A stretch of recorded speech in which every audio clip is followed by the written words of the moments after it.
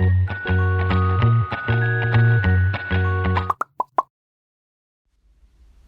๋งตือคำคุณนามสบายดีทุกคนเนาะซึ่งคลิปนี้เราจะมาเรียนเกี่ยวกับไวยากรณ์ภาษาเวียดเนาะ EP นี้เป็น EP ที่3จะเรียนเกี่ยวกับคำคุณนามก่อนอื่นมาทำความเข้าใจกันเลยเนาะคำคุณนามนี่เป็นคำที่สี่บอกถึงจุดพิเศษคุณลักษณะเนาะของสิ่งต่างๆสี่บอกถึงการเคลื่อนไหวและสภาวะทุกคนจะเคยได้ยินแบบตัวอย่างว่าเว้าถึงสีเขียวสีเหลืองแล้วก็จะคำศัพท์ที่แบบเว้าถึงกลิ่นอายความหอมสัมผัสได้อีหยังหรือว่าแบบใหญ่น้อยเก่งอีหยังคำเหล่านี้น่ะจะเป็นคำคุณนามหมดเนาะซึ่งมันแบ่งออกเป็นหลายประเภทเลยคลิปนี้สิ่งน้อยก็จะนำมาแชร์ทุกๆประเภทเลยเนาะให้ทุกคนได้เข้าใจนำกันเฮามาเบิ่งประเภททำอิฐกันเลยเนาะติ้งตือจีดักเดี่ยมคำคุณนามที่สี่บอกถึงจุดพิเศษตัวนี้เนาะจะเป็นจุดพิเศษเฉพาะของสิ่งใดหนึ่งตัวอย่างเนาะมันจะมีแบบบอกถึงเบ้นหงายหมายถึงบอกถึงภายนอกมีคำว่าสูงก็คือก้าวเทิบหลงแหบแช่งดอหงันจ่ายลักษณะคำศัพท์เหล่านี้เนาะจะเป็นแบบสูงต่ำกว้างแคบและสีก็คือยกขึ้นมาสีฟ้าสีแดงที่จริงสีมีหลากหลายเนาะไผที่อยากรู้เกี่ยวกับสีนี่สิ่งน้อยมีเฮ็ดไว้อยู่ใน YouTube เนาะไปเสาะเบิ่งในเพลย์ลิสต์รายการดินประเภทคำศัพท์อีหยังเด้อมาเบิ่งตัวอย่างเนาะตัวอย่าง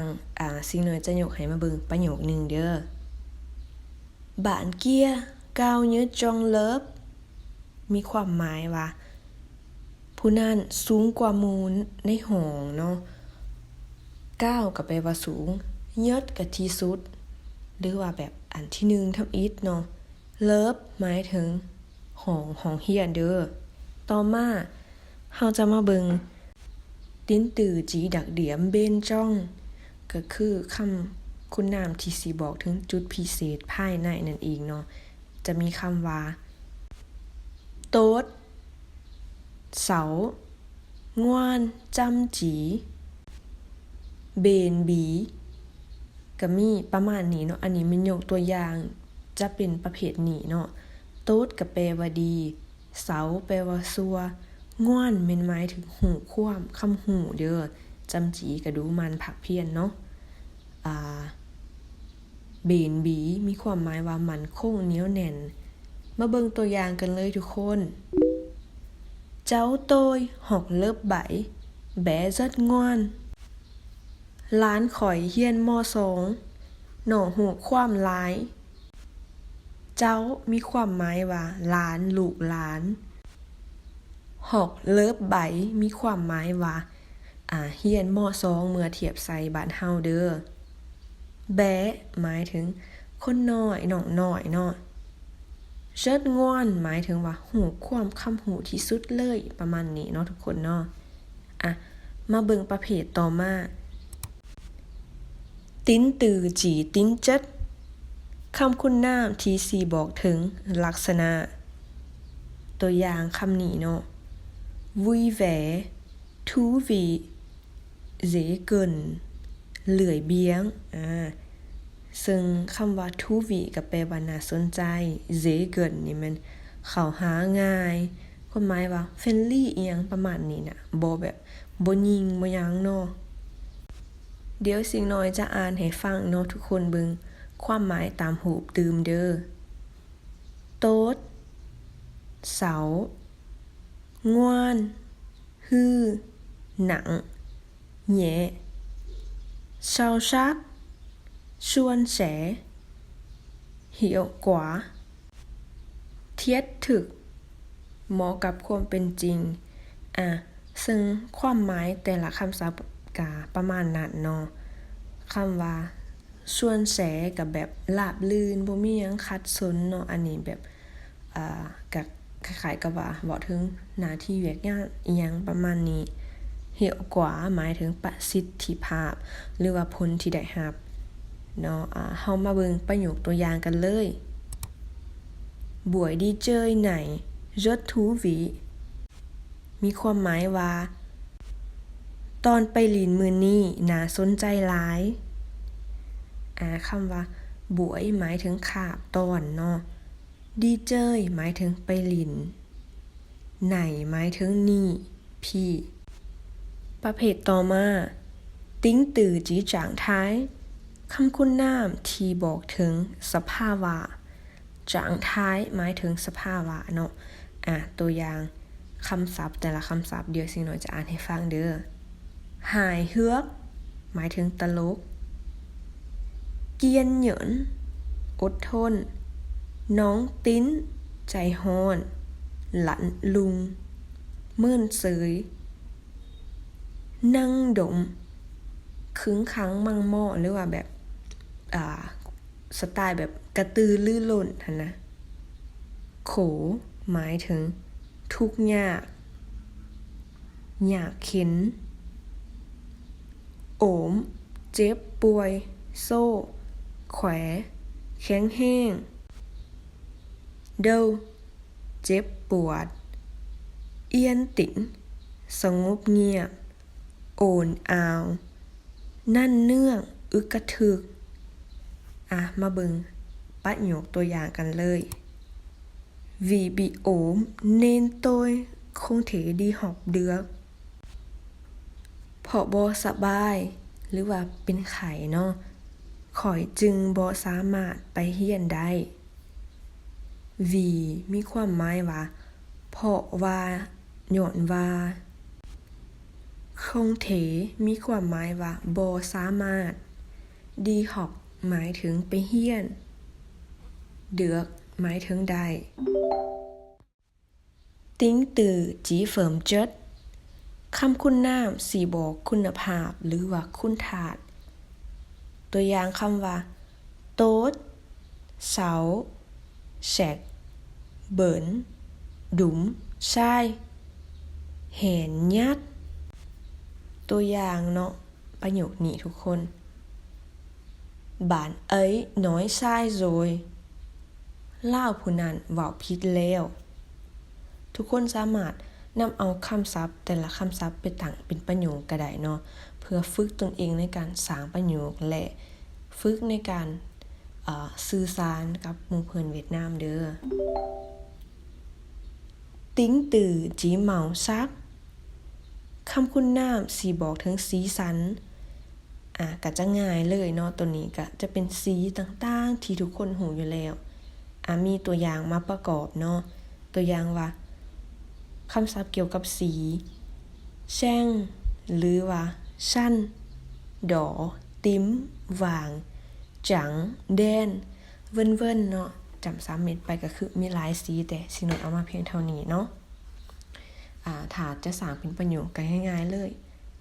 tôi rất thích màu đen ข่อยมักสีดำที่สุดเลยติ้งตื่อจีกิ๊กเทือกคำคุณนามสิบอกขนาดกิ๊กเทือกนี่มันหมายถึงขนาดเด้อจะมีคำศัพท์ประมาณนี้เนาะก้าวเทิบร้องแหบจ่ายงันต่อหยอแบะโขงโลít hơn mỏng dày หรือว่า dày ngôi nhà này vừa to vừa rộng เรือนหลังนี้ทั้งใหญ่ทั้งกว้างติ้นตื่อจีหินจ้างคำคุณนามสิบอกหูบหางวุ้งจอนก้องถังแกวงกอหรือว่ากวนกอเดืองแกวงกอคุกขุยเส้นทาง คดเหลี่ยวละอิดละเอี่ยวคำว่าแกว้งก็คุกขุยมีความหมายว่าคดเหลี่ยวละอิดละเอี่ยวที่มันหมายถึง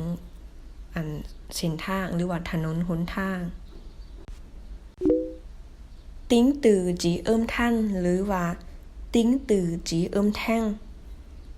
คำคุณนามสิบอกสำเนียงหรือว่าเสียงเนาะเข้าใจง่ายๆอันประมาณนั้นเลย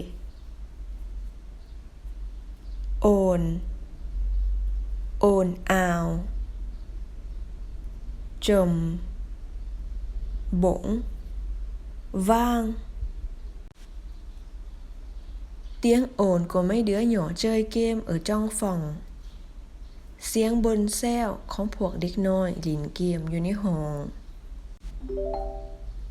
ติ้งตือจีเฮืองวิคำคุณนามสี่บอกถึงรสชาติและกลิ่นจะมีคำศัพท์เหล่านี้เนาะเทิมโถยโห้ย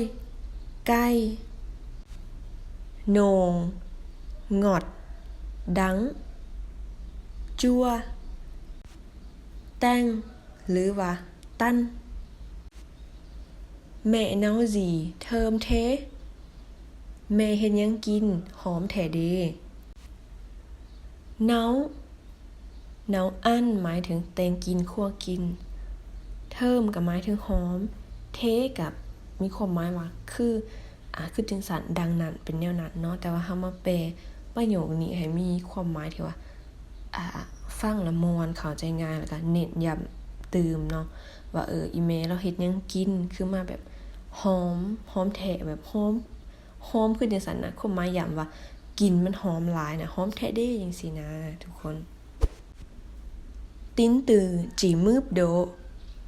คำคุณนามที่สิบอกถึงระดับตัวนี้แม่นจะเป็นแบบคล้ายๆว่าไก่สาอีหยังประมาณนี้เนาะทุกคนมาเบิ่งคำศัพท์เลยซาเงินเย็นจำเลเมbạn ấy nói rất nhanh tôi không nghe kịp เล่าเว้าไว้หลายข่อยฟังบ่ทันสำหรับคำศัพท์เนาะจะมีคำว่าบัดเอ๋ยเล่าผู้นั้นน้อยแปลว่าเบารถเย็นหมายถึงไวที่สุดแง่หมายถึงฟังคงหมายถึงบ่กิบหมายถึงทันเวลาทันการเนาะแง่คงกิบก็หมายถึงว่าฟังบ่ทันสำหรับคลิปนี้ก็นำเอาเนื้อในเกี่ยวกับติ้นตือเนาะแต่ละประเภทและความหมายของมันมาให้ทุกคนได้ทำความรู้จักกันเด้อสิ่งน้อยก็บ่ได้ยกขึ้นมาเบิดในแต่ละประเภทเนาะทุกคำศัพท์ก็มันจะหลายโพดเนาะนี่ก็ยังเป็น10ปลายนาทีแล้วคลิปนี้แต่ว่าก็มีหลายคำศัพท์อยู่ที่ยกขึ้นมาคร่าวๆให้ทุกคนได้ทำความเข้าใจเลยเอาไปดัดใส่นำใส่ในตัวจริงเนาะในการทำเฮียนการสื่อสารกับคนเวียดนามเด้อถ้าว่ามากก็ฝากกดไลค์กดแชร์เนาะคลิปวิดีโอนี้ แล้วก็ฝาก Subscribe แล้วก็ขอบใจซุปเปอร์แตงจากคนเบิงคนส้มเนาะอย่าลืมซุปเปอร์แตงเป็นกำลังใจให้ในเด้อ